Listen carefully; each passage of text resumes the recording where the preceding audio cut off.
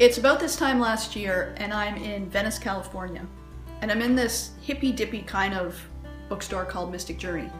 I'm in the store maybe 10 minutes. I walk out on the sidewalk and there's this guy sitting cross-legged.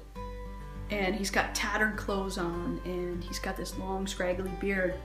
But the thing that caught my attention was I looked down and he had just made a sign on a piece of cardboard that said, "You are love." And so I noticed it and he looked up at me and he said, "This is for you." And I didn't know what to say at first, so my automatic reaction was to reach into my pocket and give this guy some money.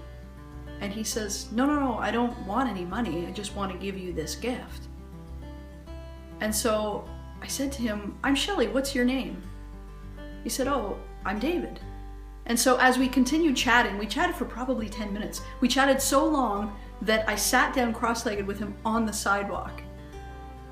And I had this unusual vantage point because now as I'm sitting with him on the sidewalk, I'm watching all of the people kind of going by. And I'm also watching all the people going by, not taking 2 seconds to even look down at this man. And so as we're chatting, we were talking about life and about stuff. And as it turns out, David was a mechanic for the city of Santa Monica. And he used to work on the transit buses. And I said, "Well, how was it that you went from being bus mechanic guy to homeless guy? Like, how did that happen?" And he said, "You know what? I fibbed to get the job. There were other more qualified candidates, so I kind of like fibbed my way in. I never felt good about that. I worked hard while I was there, but I only worked hard so that I could buy a bunch of stuff that I didn't really need. And eventually I just got sick of it. I thought I'm contributing to the carbon footprint by keeping these buses on the road, and I just didn't want to do it anymore." So he said, "One day I just woke up and I said, I'm done. I don't need to work this hard. I don't need to work this hard for stuff that I don't even want. And I just want something a little bit more simple."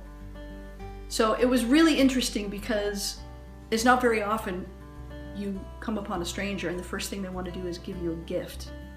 And that "You Are Love" sign that David gave me that day, I actually carry it with me wherever I go. I put it in my laptop backpack.